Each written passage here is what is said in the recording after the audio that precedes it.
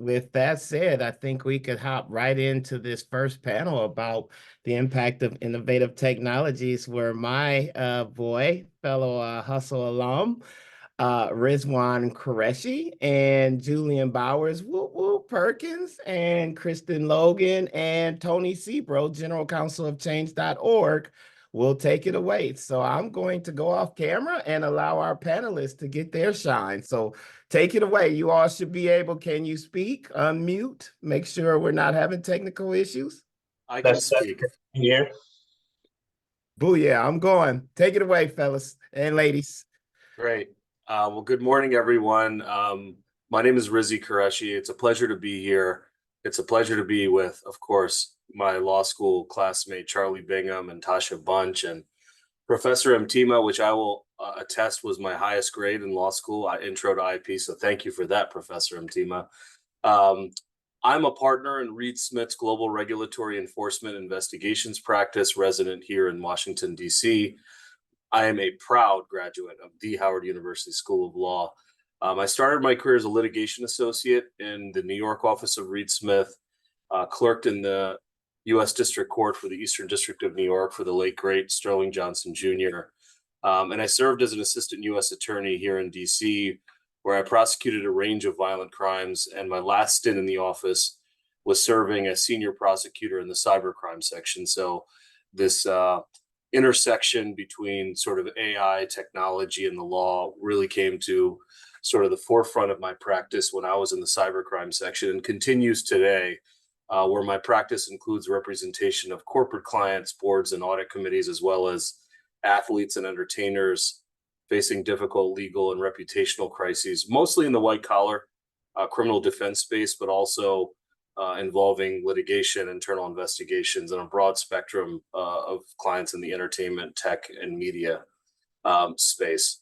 But most importantly, I'm not really the star of the show. I'm just a guy who's going to facilitate some discussion amongst an esteemed panel of experts we're privileged to have here today. Without any sort of order, I'd like to introduce Julien Bowers, a partner at the Perkins Couie law firm. I think the only transactional lawyer on this panel, and a member of the firm's technology transactions practice. He represents clients in complex technology, data, IP, and privacy transactions. He's assisted some of the nation's largest corporations in implementation of new technologies in connection with company-wide digital transformation efforts, of which we're going to talk about quite a bit. In addition to his big law experience, of which he has quite a bit, Julien also served as lead technology and outsourcing counsel at UPS in Atlanta. So he comes with an in-house perspective, although now he's at a law firm and one of our sponsors today. And he's a double graduate of Georgetown. Kristen Logan, we're also joined with today. She's an associate at the Rothwell Figg law firm. Her practice includes representing clients, including many media clients in IP litigation and patent prosecution matters. Kristen has a particular expertise in advising clients on governance issues around AI, which I'm looking forward to hearing from Kristen on that as the white collar guy. And she obtained her computer science degree at the University of Mississippi and her law degree from Georgetown Law Center. And finally, we're joined by our, I guess, only in-house representative on this panel. With no further ado, Tony Sebro, who is a general counsel at Change.org. He's which is, as you all know, which is a household name, the world's largest nonprofit-owned tech platform for social change. At Change's as Change's policy and legal team lead, Tony is responsible for ensuring the open platform remains safe and that the rights and responsibilities of half a billion users worldwide remain protected and enforced. Prior to Change, Tony was deputy GC for Wikimedia Foundation, the nonprofit that supports Wikipedia. He has a mechanical engineering degree from MIT, an MBA from University of Michigan, and a law degree from the University of Michigan. But I would be remiss as a Georgia Bulldogs fan to say go Dogs, but he's a Michigan guy and this is his year. Before we begin our panel discussion, and we'll get right into it, I want to sort of say something at the outset. It's important to clarify that the views expressed by our panelists today are their own and do not necessarily reflect the opinions or positions of their respective companies, organizations, or clients. Each of them, as you'll hear in a moment, are individual experts and have great experience, and their remarks should not be construed as official statements for any organization they represent. I want to foster open dialogue here, and I don't want anybody to be concerned about, who they represent and what they do on their day-to-day. So let me start off this discussion with a little bit of background from each of you. And I'll start with you, Kristen. So how does innovative technology, as the term is used, or AI colloquially, manifest itself in your day-to-day practice at your firm? Yeah, I think on both ends, both with client concerns and, doing my work as an attorney. It seems like almost every single day now you get an email from a client, with some kind of AI matter.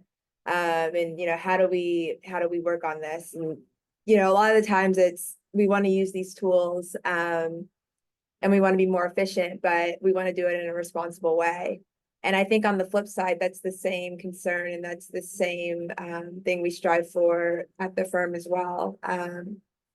It's just figuring out how to implement the use of these tools in our practice in a way that both maintains, the relationships we have with our clients and the confidences we have in our clients, but also gives us a chance to actually be a better value add to our clients and focus on, what they're really paying us to do, which is to give them high quality advice, and not to maybe rummage through 1 million documents at like $400 an hour.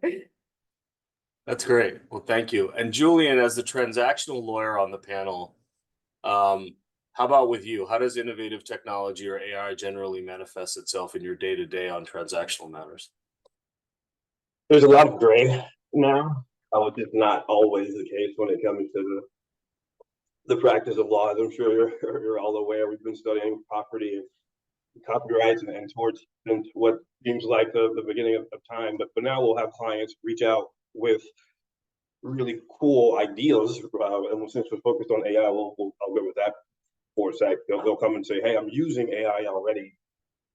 I have a way to monetize it. Help me figure out how to do that while mitigating the risks that comes along with bringing this cutting edge technology to market." The risk being penalties for non-compliance, law, privacy. Other risks could be business related, in the sense of these new clients who are startup type clients are often looking to sell or exit years down the road, and so ensuring that they develop the IP in a way that doesn't negatively affect valuation down the road. So there's a lot of advising now on gray, unknown areas. Great. And Julien, Tony, you as GC of change.org, largest nonprofit tech platform, it seems like you were the artist on tech before tech was a thing. And I guess tell us a little bit about your role as policy and legal team lead and how day-to-day AI manifests itself in your work. Sure. First of all, really excited to be here. I would say that for me, AI, I would sort of separate things into two buckets.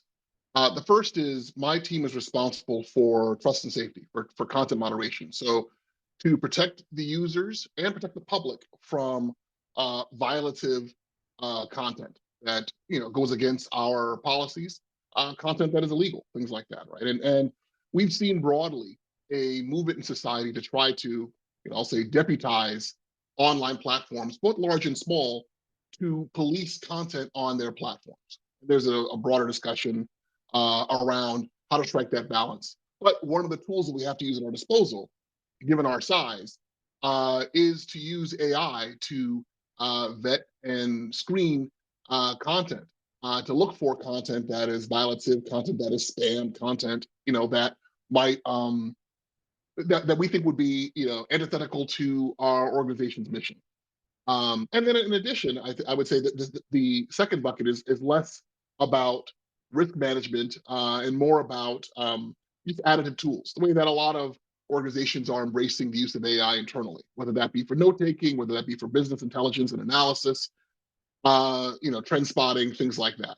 And so as general counsel, I think about issues relating to data retention. I think about issues relating to bias, ensuring that we are using these tools in ways that are intelligent, in ways that are considered, and in ways that have some sort of quality assurance framework built in, so that we can't, we're not overly reliant, and we don't make mistakes based on hallucinations or things like that.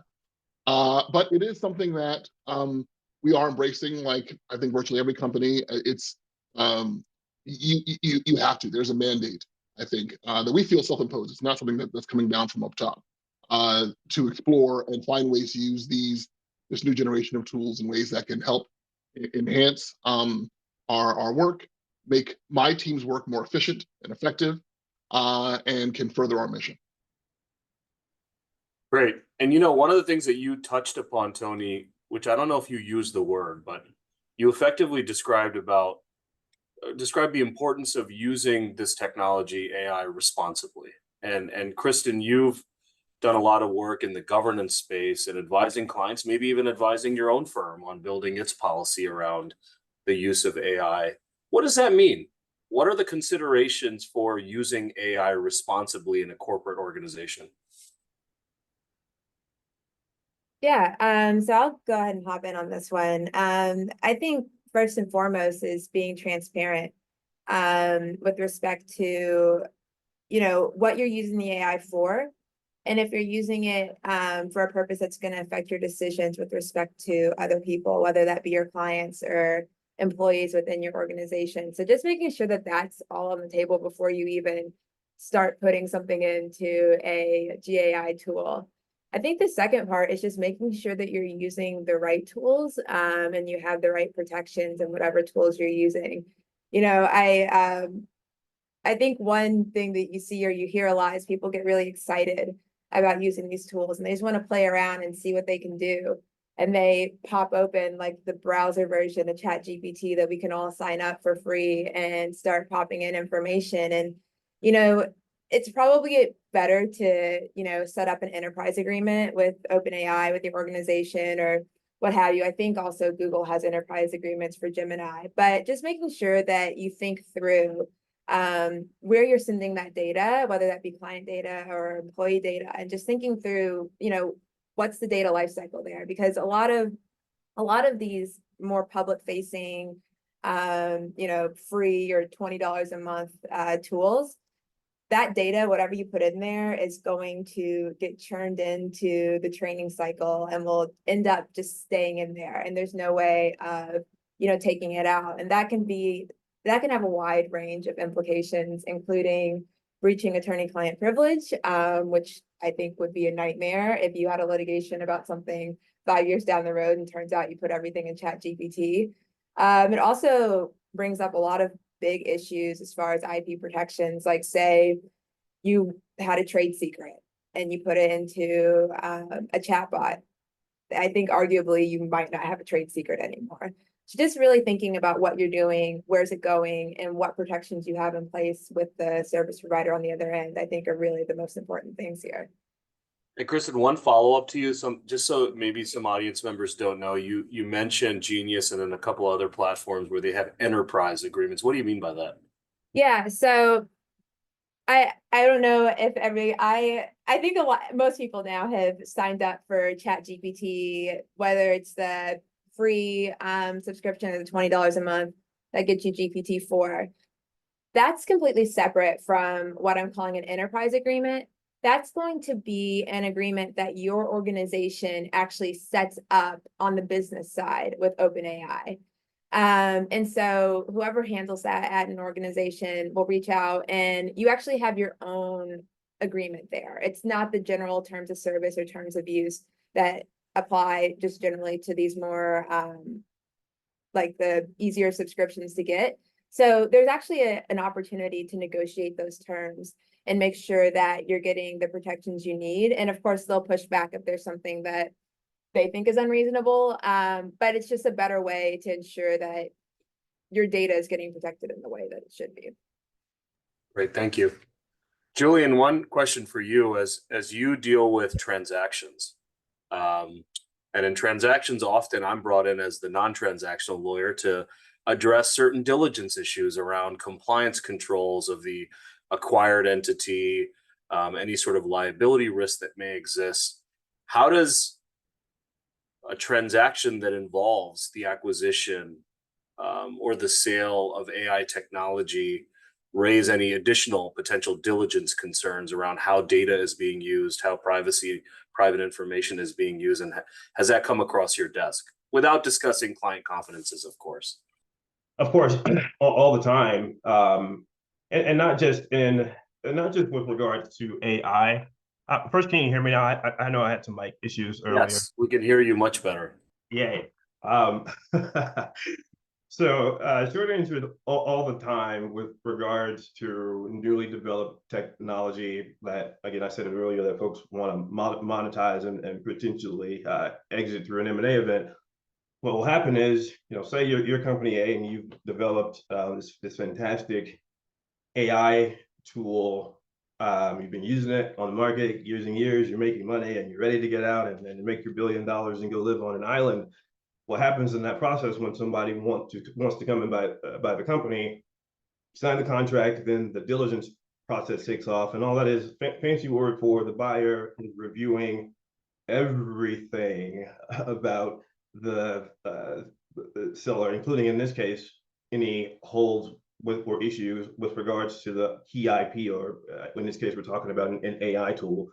So what could that hold look like, or the risk related to that look like? It could be if, even though you've been using that AI tool for years, maybe you paid some third party to develop a key portion of that AI, and the contract you used with that third party was deficient with regards to IP ownership.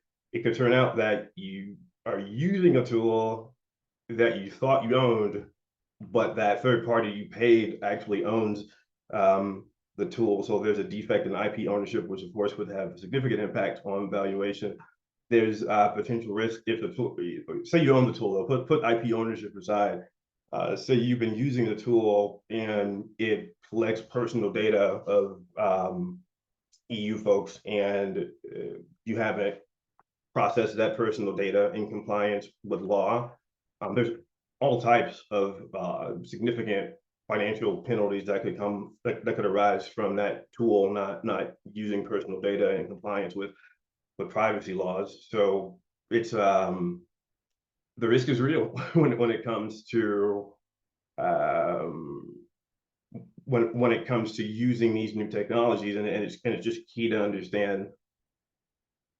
It's key to understand the risks and how to and ensure you've accounted for that in your process. Great. Thank you very much.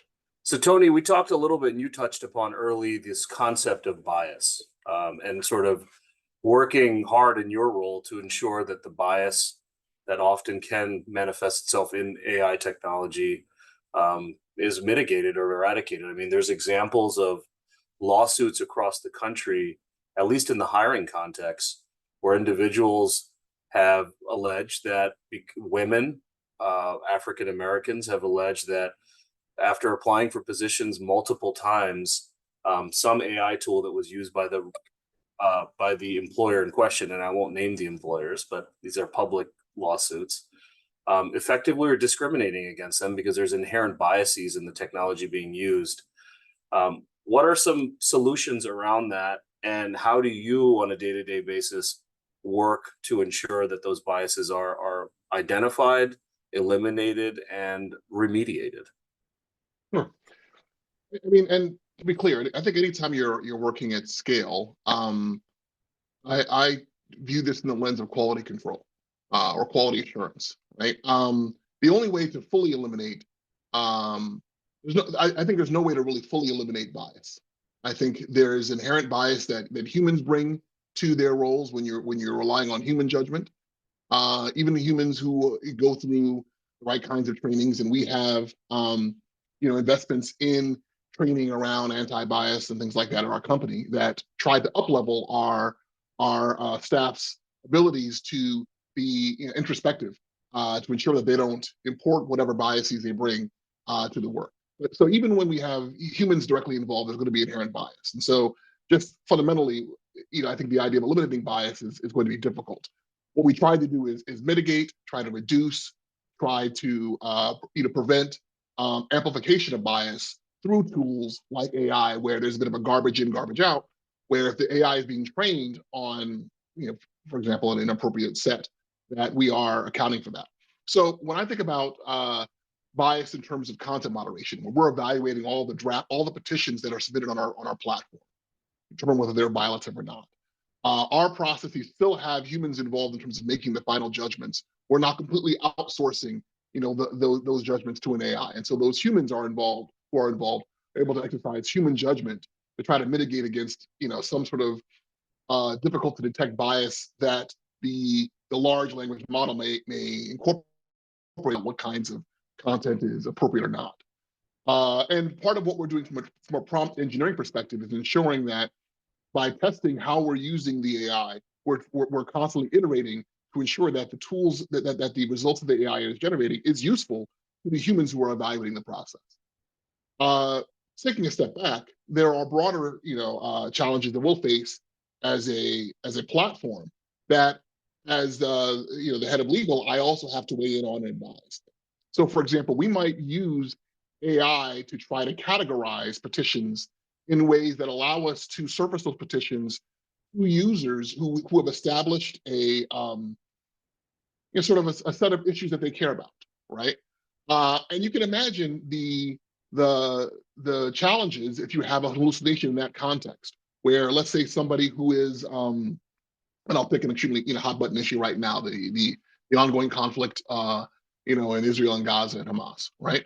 You could have a user who has signed multiple petitions that are taking a pro-Palestinian view, trying to ask for demand a ceasefire, and then you have a petition that is tagged as being relevant to that issue, but it is a petition that is advocating for the other position. And now the user is feeling like, wait a minute, this is a bad experience. Why am I being served up petitions that are completely antithetical to my worldview, right? So that's not a legal issue, but it's a product experience issue. And as a legal department, we're trying to also advise our product teams to ensure that we're using this technology in a responsible way, but also in a way that enhances the user's experience, so that people are actually seeing petitions on issues that they care about, that we can understand that they care about, and that they can feel emboldened or empowered to engage and support collective action on the issues that are of importance to them. Kristen, I'd be curious to your perspective on bias, and particularly, listen, I've said it at the outset, Howard University School of Law has been a host of this particular great event on many times, and to me, it's the mecca of justice. And, how can, as you think about responding to the question and following up Tony, how can these innovative technologies improve access to justice for underserved populations? Is there positives in addition to the negatives of bias? I mean, definitely. I think just if you're thinking from the cost perspective or just making things more generally available, these technologies definitely kind of level the playing field when it comes to making legal services or making someone's services available to the masses, rather than to somebody that is willing to pay like $1,000 an hour for some partner's fee. So I definitely think that it gives like a level playing field as far as money wise, but also as far as we're really looking at machines and tools that at this point are pretty much simulating like the collective intelligence of humans, and the ability to log in and have that at your fingertips and to be able to ask it questions and to get information. You really just see this incredible way of just this free flow of information in a way that I don't think, even with having the internet, I don't think we had before. So it's really just making sure that these systems are accurate, that they don't spit out things that could end up harming people, so that having access to a tool like this is helpful. But I think as it stands right now, it's a toss-up. Sometimes you get something that's helpful, sometimes you get something that is not so much, or that's incorrect, or that will give you bad advice. But I think as these tools continue to progress, I think that this free flow of information will certainly just give an increased access to justice to people. Thank you. I want to talk a little bit about some practical aspects of this. I don't know when all of you started lost the practice of law, but when I started 20 years ago or whatever it was, law firms had like libraries, like where you would go and grab a book, and they don't exist anymore, at least in law firm settings. There's a lot of things that have changed, but there are inherent sort of generational tensions that exist on moving towards a technology where, quote unquote, humans don't have control. But for you technical people, I know that's not accurate per se. It might even be reflective of an ignorant statement. But Julien, let me ask you a little bit. One positive thing that's cited when we talk about AI in the workplace is that it increases efficiency and productivity. I mean, could it create so much efficiency such that it eliminates jobs? I mean, are law firms and large organizations creating, and by implementation of AI, are they essentially putting jobs at risk for otherwise human interaction on different tasks on a daily basis? Jobs have already been and will continue to be cut by AI. That's an easy one, right? So both, we're talking white collar jobs in general, which includes obviously our profession. However, AI is not perfect. I use it almost every day for random tasks. I know it's not related to the practice of law, but I also own a restaurant, and I use Chat GPT to do things like analyze menu prices to make sure they're marketed for a city I don't even live in. And so I can get granular answers to sophisticated questions like that, but it's still up to me as the business owner to make sure I entered in the right prompt and make sure I reviewed the analysis to make sure it makes sense. And so on the one hand, it's given me access to more information. It hasn't like negated like all the other things I need to do as a restaurant owner. And I mentioned the restaurant because I think it's akin to the practice of law in the sense of use of AI will continue to make like repetitive tasks much more efficient, but it won't remove the need for actual lawyers to be involved in complex problem solving. So I think if I were a law student, I would recognize that that's where the train's already headed in that direction. So I would you just got to be strategic about, I think, that the type of law you want to practice, where the industry is headed generally, and understanding that there might be maybe fewer junior associates down the road, but the practice of law is not going away. Thank you. Tony, I want to come over to you about sort of the jobs question, but we also have a question in the chat from Mr. Cruz that says, how does adverse impact analysis factor into the hiring? So if you could maybe address that question, and then we'd love to hear your thoughts on the job question. Sure. And I think if I'm reading this question correctly, I think it's relating to the hiring of employees, I think. And so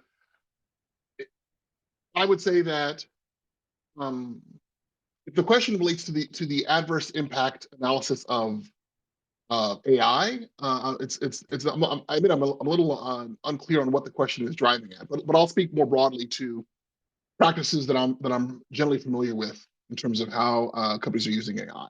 I think the same quality assurance issue comes into bear. There are companies who are, having to navigate a lot of resumes, and I think advances in technology predating AI, just in terms of how people apply to jobs on the internet, the entire way that people search for jobs has really evolved since I was graduating from law school, where I was in a computer lab printing out, resumes and cover letters using mail merge to put into envelopes and send my resume to different law firms around the country, right? So recruiting departments are having to navigate how to manage this with scale.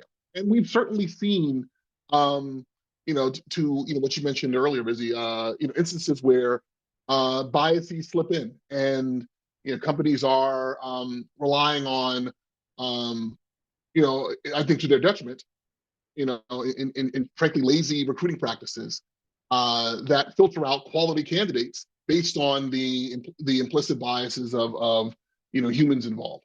And so I think one of the things that AI can actually be used intelligently to actually counteract that kind of bias, right? There could be ways to, as opposed to just relying on somebody who in their mind doesn't even realize the fact that when they look at that last name, they paint a mental picture that they don't think fits in with their company, and they just sort of filter that out.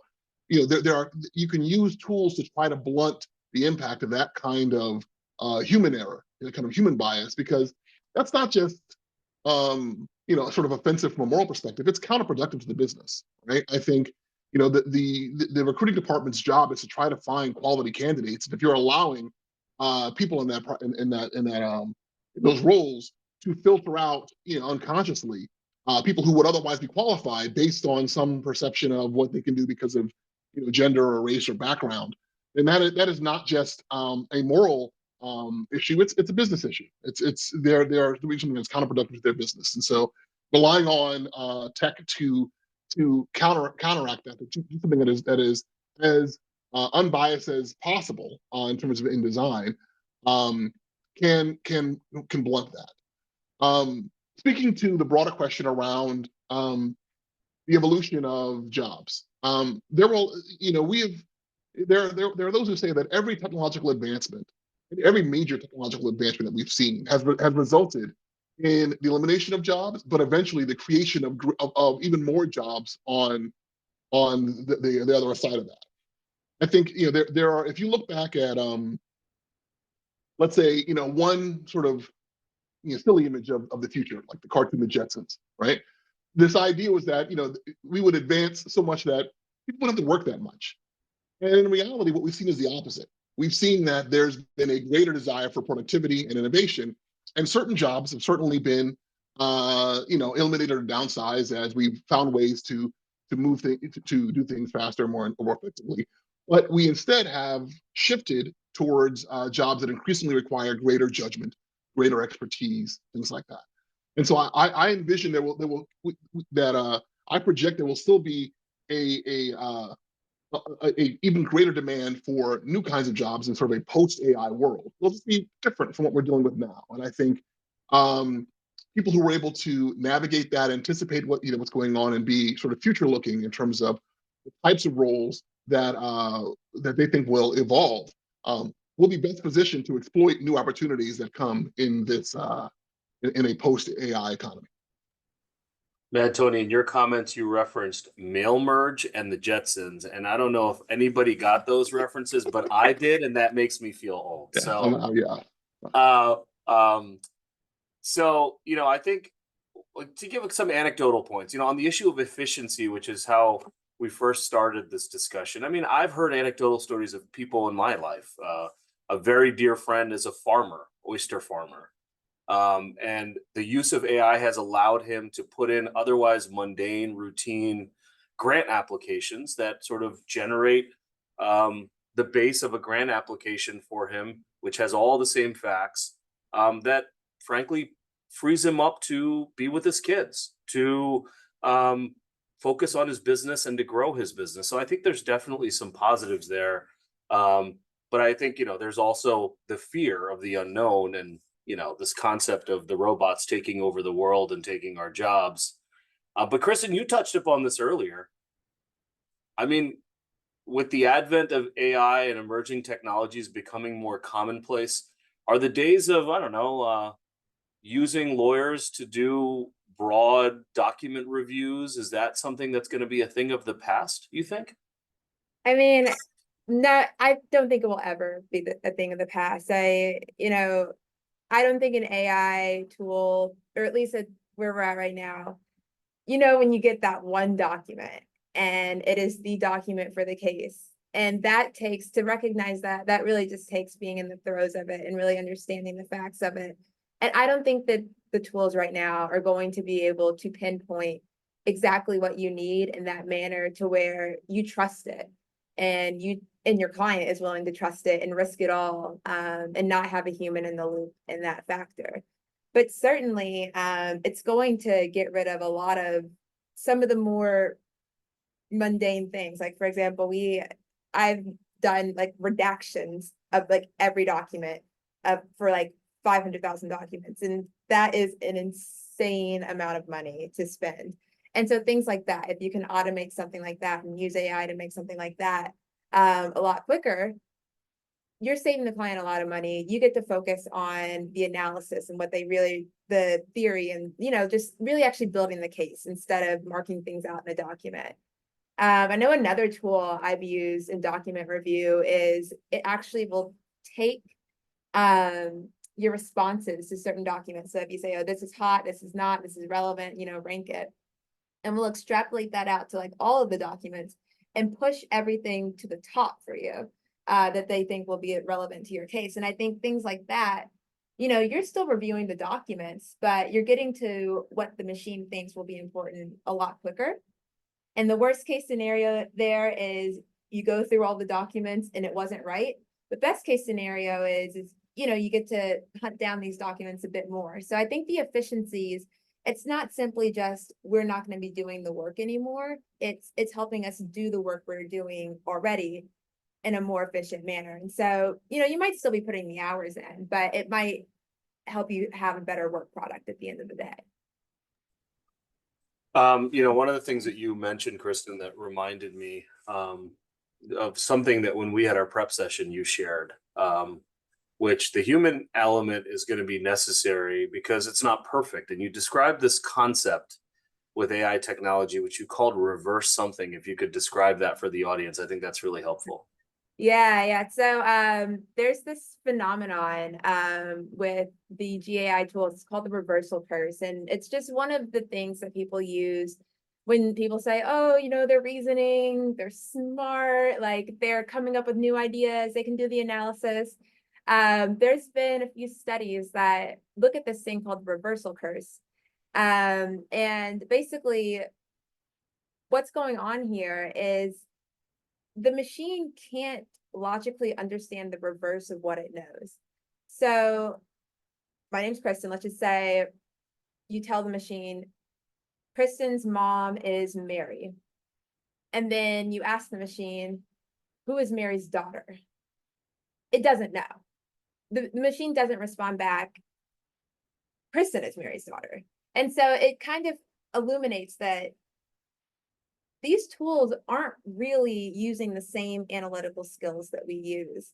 I also mentioned during our prep session, I don't know if this is available on the law school Westlaw, but the Westlaw AI tool, where you can ask it a question and it will give you an answer. Very like our jobs are safer now. It doesn't do the analysis and, you know, analogize the facts of your particular case and everything like that. It will just give you what is the state of the law. And it's still up to you to dig in and look at those cases and figure out how to match those cases or distinguish those cases from whatever your matter is at hand. Great. I want to remind, we're getting towards the end. I want to remind the audience, if you have additional questions, please put it in the chat. Before I go to you, Julien, I want to ask Tony a question. Tony, as the outside counsel here, or the in-house lawyer, I should say, who deals with outside counsel, I'm sure you've seen a few bills in your day. And, you know, things like Westlaw, attorneys are not, you know, they're not shy about putting that on their bill to show that they're doing research.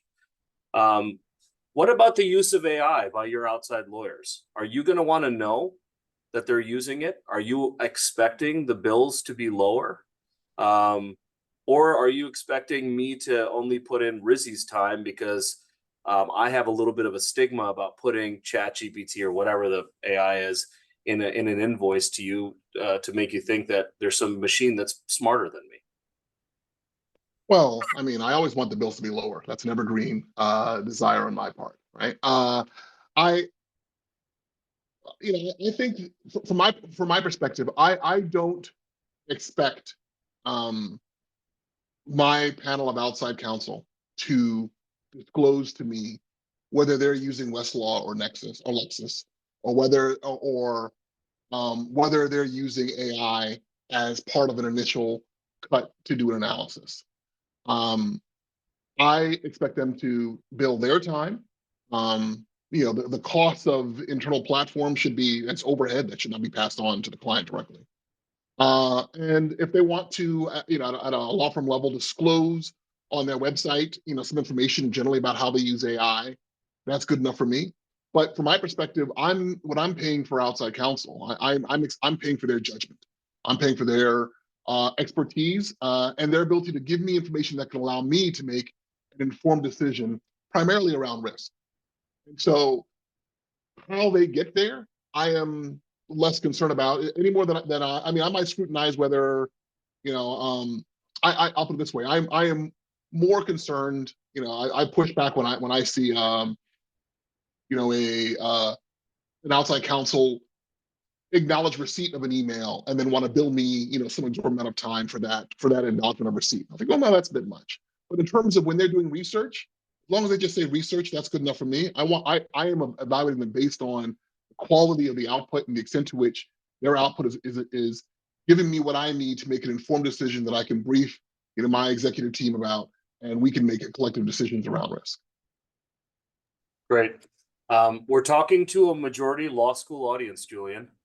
When I went to law school, I mean, I won't name the professor, but one professor said, no more laptops in the classroom. I'm like, really? Like, why? I mean, somebody got in trouble for doing something.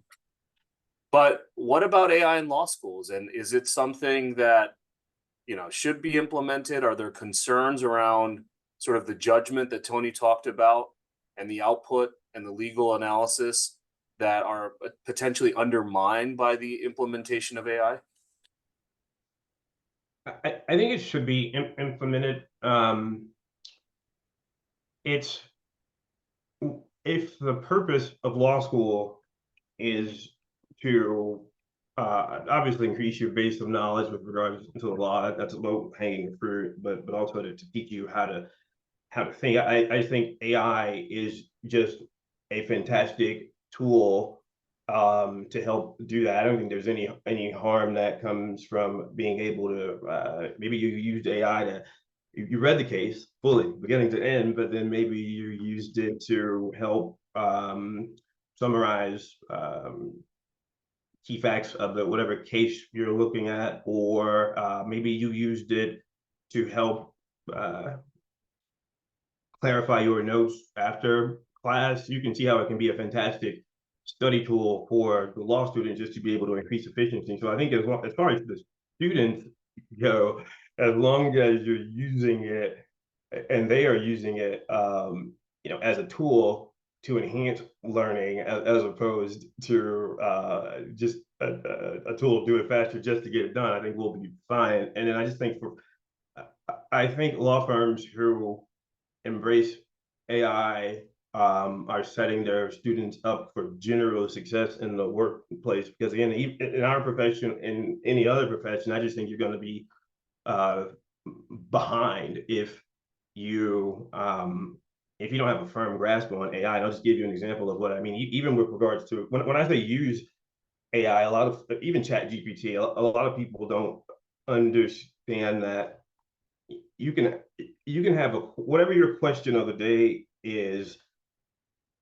You can get 100 different answers from the same like general substantive question based off of the way you enter the information in the prompt. And so just for law school students understanding that for this tool to be most effective, here's the way you write the prompt, the actual prompt to the Chat GPT to make it get the actual results you want. You're just going to be behind. So I think I say go for it, but just do it in a way that enhances learning, and we'll be good to go. I mean, to age myself again, I feel like AI is like the new Cliff Notes. I mean, back in the day, people weren't happy that we had access to Cliff Notes. And we all turned out okay. So, let's not be so fearful of new things.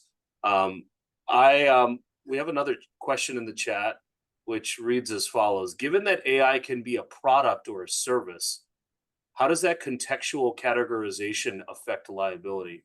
Kristen, over to you. Yeah, so I think the way I'm understanding this is, depending on if you refer to the tool and the provider as giving a product rather than giving a service, how does that kind of change, what their liabilities might be as to end users and the output? I think this all comes down to, and I think your question comes down to responsibility, how you are going to assess responsibility, if you consider a product versus if you consider it a service. I think that this is actually a very hotly contested issue, and not one that I think has one uniform answer. But yeah, I think that if you want to look at it through the lens of, I am a GAI provider, and I'm providing a service, certainly if that's the way you're characterizing your business, then a lot more liability might fall on you. I think that that's assuming quite a bit more responsibility as far as what outputs are being put out to people versus, as a product. And this is just a very hard line to draw, because if you're considering the fact that the tool probably is being hosted by that provider, there's still a lot of control in that process. But say, for example, I'm giving you it as a product and you're able to download it, take it offline, you have your own model that you're using. I have no control over it. I have no responsibility in whatever you're doing. I don't know. I have no clue what you're putting in there. I think that in those scenarios, there's a lot less potential for liability, because you're kind of saying, here, you take it, do whatever you want, versus I will still stay in the loop. I'm still, providing a service and maintaining and keeping this product on my servers, if that makes sense. But I think that this question really is a gray line, because I don't think that you can really neatly put GAI in either bucket. It's honestly a very unique tool that breaks kind of our thoughts on this. For example, Kristen, and I will quickly just add, this is just a prime example of how your core, the core aspects of how you practice, the key areas of practice, one of them being contract law and contract drafting, they are not going away. So whether, to me, it doesn't really turn on, it is great, like you said, Kristen, but whether you categorize the AI as a product or service, which part, the liability for each, the provider on the one hand and the AI user on the other hand, it's still going to be like allocated in the contract itself, and so you're still going to have to understand limitations of liabilities in contract, and indemnification provisions, and damages caps, and what standards to be carved out of those caps. Now, what's like the actual like risk, we call that structure, the risk allocation provisions, like the way that's structured and what's market related to that will probably shift from time to time, but still going to be in the contract, and it's still going to be up to us to make sure those terms are tight and well drafted. And as to the question, at least as I understand it and how it manifests in my practice, which is a white collar practice, a regulatory, I mean, a week ago today, the DOJ announced its first chief AI officer. I don't know if anybody has seen that. And this individual's job is really to kind of advise the department on emerging technologies, cybersecurity, and its impact on law enforcement, on civil rights, and the like. And what Kristen touched upon earlier, maybe I'm wrong about this, and I'm not as experienced as this panel, but to me, AI is a tool. I mean, if I have a big government request for a client and we need to mine millions of documents to be responsive, it's a tool you utilize to potentially prioritize what may be responsive. But me as the human, as the lawyer who's making those representations on behalf of my client to the Department of Justice or SEC, is going to have to do some analysis to ascertain whether I am giving them everything that is responsive, that I'm not exposing my client and creating, to the questioner's point, liability in areas where I don't want to do that. And, Kristen and Tony both touched upon this. The Department of Justice and SEC at the start of this administration hired non-lawyers to essentially run their data analytics. And there's an expectation that the use of data analytics, which is another component, or I guess subset of AI, is going to be utilized when making representations to the government, making disclosures to the government. So if the government's getting smart on it, if the regulators are getting smart on it, if your counterparties in your transaction from Julien's world are getting smart on it, then why shouldn't you, and why shouldn't law schools? So for the law school professors who are listening, I think that's a really important point. Tony, over to you. I don't know if you have additional thoughts on the question about liability arising from this service, but I wanted to give you an opportunity. Sure. I mean, I think, I think about it as a platform. For example, if you want to start a petition on Change.org,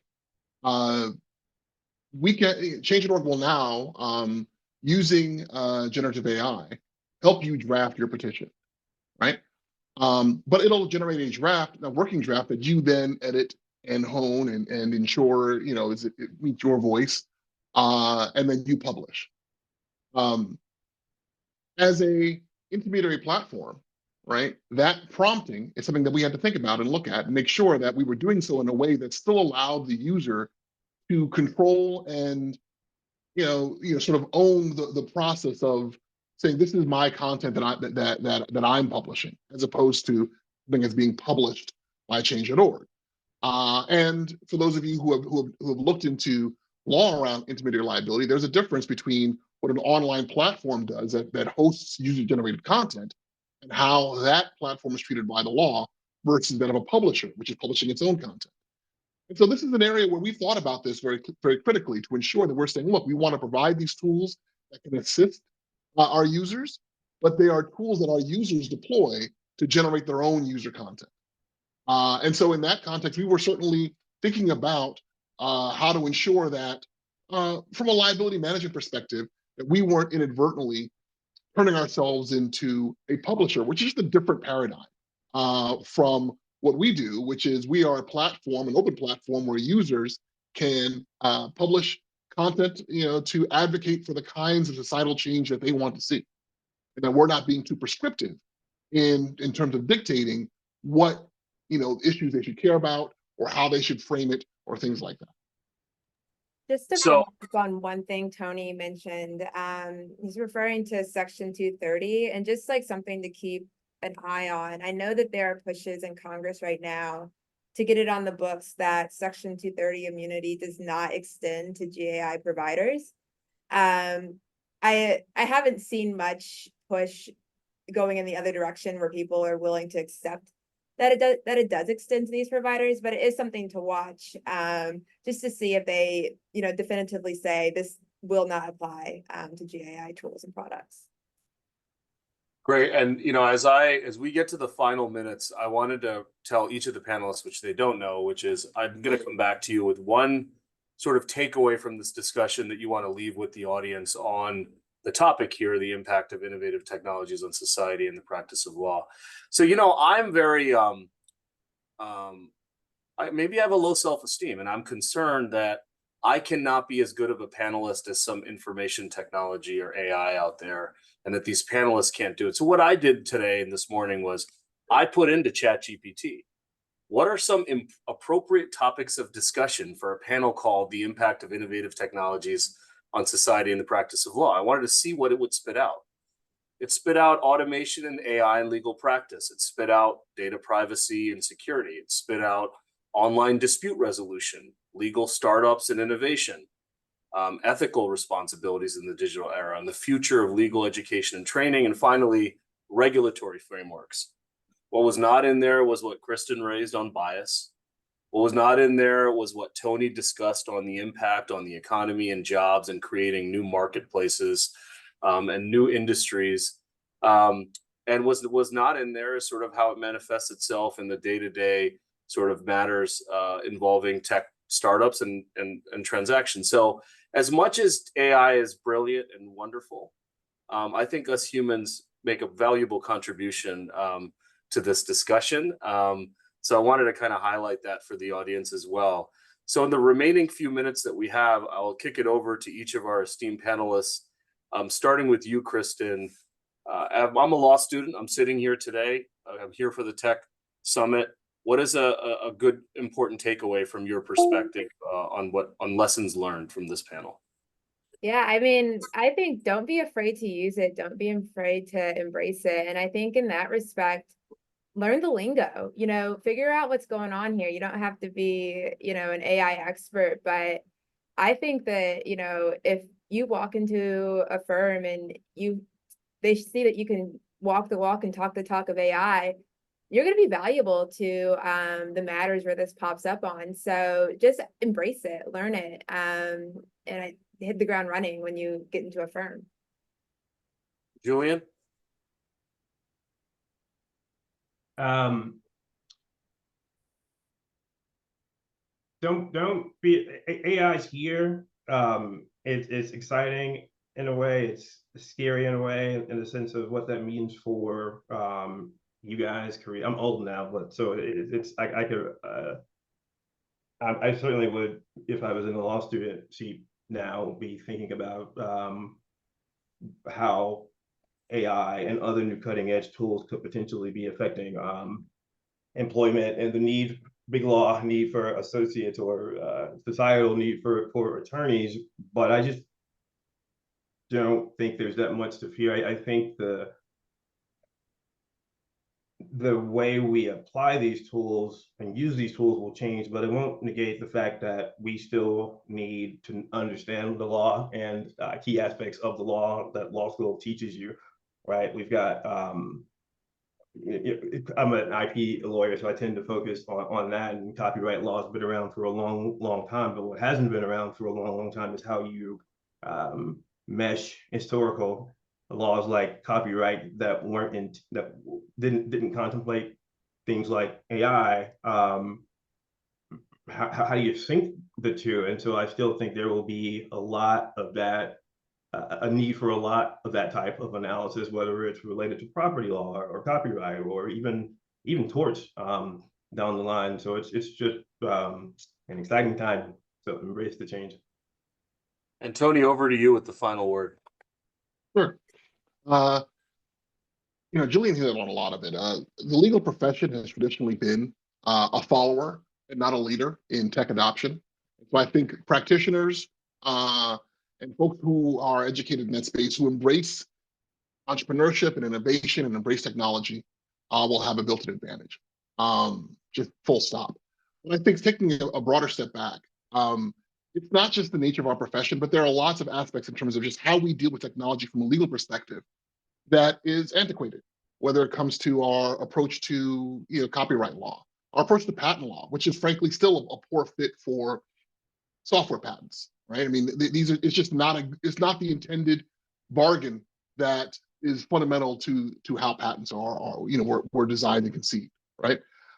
There is opportunity, I think, for a generation of thought leaders who have been grown up and trained in an environment that is tech savvy, tech loving, that is breathing tech, to help, I think, innovate and pull not just our profession, but also our legal frameworks out of this antiquated environment, and advocate for a new future where I think our profession and the legal frameworks are better suited and better equipped to provide the right kind of platform for the innovation that we want our society to see.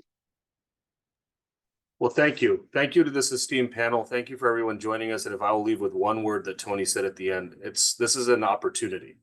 And our HBCUs, Howard, North Carolina Central, Southern University Law Center, some of the three that I've done a lot of close work with, are leaders in this space. So I hope that our audience uses this as an opportunity to be successful in their legal careers moving forward. Thank you very much for having us today.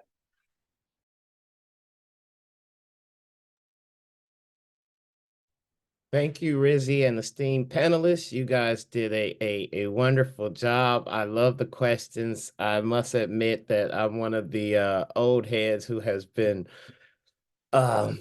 hesitant to adopt ChatGPT, but I'm working on my next book, and it's like, man, this is going to make your life so much easier. So I'm learning how to do the prompts, because you're right. It does. It's the same thing with Google search. Generally, it's a wonderful engine, but if you don't know what to type in, It's not going to be as effective of a tool to you as someone who understands, hey, I need to be specific about what I'm looking for. So thank you all. You guys did a wonderful job describing to us the impact of some of these innovative technologies on your different practices. And I love the diversity that we had in-house. Law firm, transactional, law firm, white collar, and thank you all. I just appreciate it.